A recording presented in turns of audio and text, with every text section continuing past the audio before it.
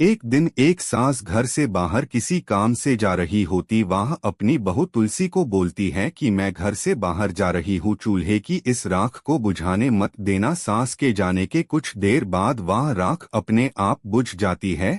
तब तुलसीदार जाती है और पड़ोस में किसी से रख मांगने जाती है। वह देखती है कि कुछ महिलाएं वाहन किसी भगवान की कहानी सुन रही होती है। तब वह महिलाएं उसे बोलती है कि हम यहाँ पूजा कर रहे हैं, तुम्हें जो रख चाहिए वह तुम यहाँ से ले सकती हो। टैब तुलसी पूछती है कि बहानो तुम किस भगवान की पूजा कर रही हो। तब एक महिला बताती है कि हम चौथ माता की कहानी सुन रहे हैं। तब तुलसी पूछती है कि इसका व्रत करने से क्या लाभ होता है। तब वह बताती है कि इसा से पति कितने भी दूर हो वह वापस आ जाता है और पति की आयु में वृद्धि होती है, और जिस औरत के संतान नहीं होती है उसे संतान की प्राप्ति होती है। तब वह बोलती है कि मैं भी यह व्रत करना चाहती हूँ, लेकिन मेरी सास मुझे 3 समय भोजन देती है। बहन, इसका उपेटु तुम खुद ही निकालो। तुलसी कुछ देर सोचती है और रख लेकर चली जाती है। फिर वह घर जाकर तैयार होती है और चौथ माता का उपवास करती सास घर वापस आ जाती है। फिर उसकी सास यूज भोजन देती है। सास के भोजन देने के कुछ देर बाद वह भोजन को एक गड्ढे के अंदर दल देती है। दूसरे समय का भोजन वह गाय माता। जब तुलसी का पति मोहन गाँव रहा था तब उसने देखा कि एक सांप रास्ते में जल रही अग्नि की तरफ जा रहा था। उसने सांप को बचाने के लिए उसे लकड़ी से हटा दिया। इसे सांप क्रोधित हुआ और उसने मोहन को खाने की कोशिश की। तब उसने सांप से विनती की है, सांप देवता मुझे जाने दो, मैं 12 वर्षों से अपने घर नहीं गया हूँ। तब सांप देवता क्रोधित होकर बोले, नहीं, मैं जब अपने इस सांप जीवन से मुक्ति लेने जा रहा तब तुमने मेरे मार्ग में बढ़ा डाली करूँगा। उसने कहा कि तुम मुझे खलेना, लेकिन मुझे एक बार अपने परिवार से मिलने दो जो मेरी 12 सालों से प्रतीक्षा कर रहे हैं। टैब सार्प देता बोलते हैं कि अगर तुम चले गए और वापस नहीं आए टैब मैं तुम्हें कैसे खाऊंगा। तब मोहन बोलता है, जब तुम मेरे घर पर आओगे तो मैं अपने घर के दरवाजे खोल दूंगा और तुम अंदर आ जाना और आकार मुझे खा जाना। फाय सांप उसे जाने देता है। मोहन जब वह घर पहुंचता है,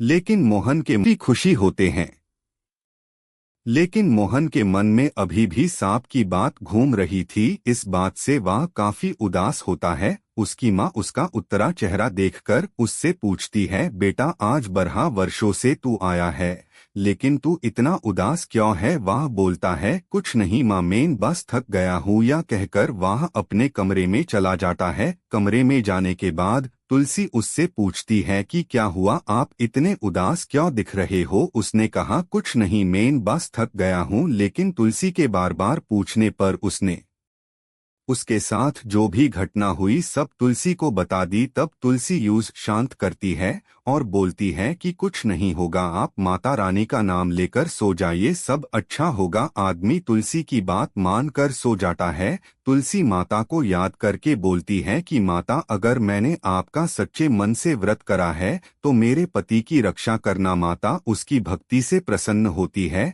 फिर जब रात को सांप आता है तब चौथ माता पहली सीढ़ी में दूध का एक कटोरा रखती है।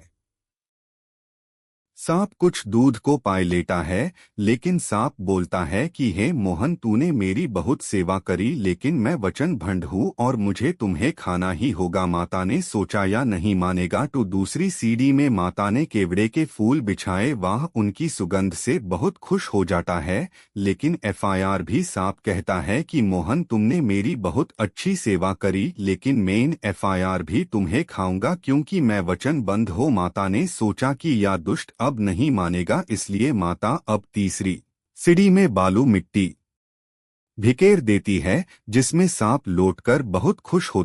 सांप प्रसन्न हुआ और बोलता है कि मोहन, मैं तुम्हें फिर भी खाऊंगा क्योंकि मैं वचनबद्ध हो। तब माता क्रोधित होती है और माता चौथी सीढ़ी में तलवार बिछा देती है, जिसे सांप के टुकड़े टुकड़े हो जाते और वह मर जाता है। अगले दिन मोहन के रिश्तेदार मोहन से मिलने आते हैं तो मोहन की माँ अपनी बेटी को बोलती है कि जाकर अपने भाई को बुलाकर लिया, काफी देर हो चुकी है। वह दोनों नीचे नहीं आए। जब मोहन की बहन जाती है तो चौंक जाती है क्योंकि सीढ़ियों में खून ही खून हो रहा था। वह दार जाती है और अपनी माँ को बोलती है कि माँ लगता है भाई को किसी ने मार दिया। मोहन की माँ यह सुनकर हैरान हो जाती है। फाय मोहन की माँ बोलती है कि पागल लड़की, क्या इतना बुरा कोई अपने भाई के लिए बोलता है। तब मोहन की बहन बोलती है कि नहीं माँ, अगर आपको यकीन नहीं हो रहा तो आप खुद जाकर देख लो। जब मोहन की माँ आती है तब वह देखकर चौंक जाती है, क्योंकि सीढ़ियों में सच में काफी सारा खून हो रहा था। मोहन की माँ रोने लगती है और चिल्लाने लगती है।